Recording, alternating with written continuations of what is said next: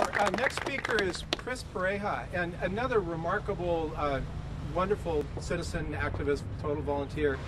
One of the things that Chris did last year was he organized, with the help of a number of the people here, a coalition of dozens and dozens and dozens of local citizen groups around the Bay Area to make our voices known on Plan B Area. None of that was listened to. Maybe they'll hear us now. Thanks, Peter. Again, I'm Chris Pareja, and I'm glad to see so many of us here, although I know this is just a small sampling of the activists that have been involved in this fight against Plan Bay Area, or what was originally called One Bay Area. As we organized citizens and began to enlighten them about what was occurring, this is an issue that goes across the political spectrum. Whether people consider themselves more liberally minded or more conservatively minded, they're all concerned about the loss of local control and having their choices removed. We're in Oakland today, and a lot of us came from more suburban and even rural areas to come here, but we made that choice to come here because we want to defend the local communities that we live in currently.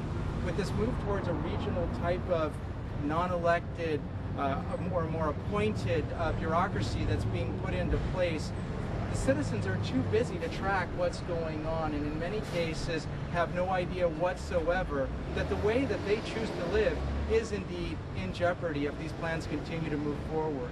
These plans are enabled using environment as a tool against us, or using poverty in the Bay Area as a weapon to beat us over the heads with. But the reality is, this particular way of doing business will increase the cost of living within the Bay Area. It will increase the health risks in many of these high-density areas where concentrated traffic will be forced right through the middle of these developments where people are forced to live.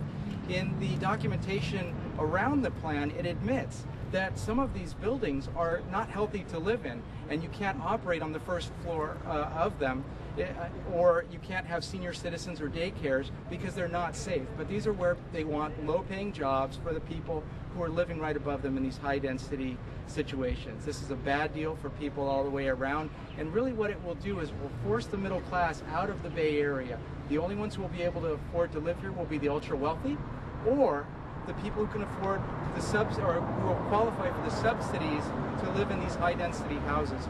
Other than that, the middle class will be forced further and further away from the Bay Area and the lives that they've chosen to lead here and the communities they love. And so we must stand together to fight. And so I applaud you for coming today to support the fight.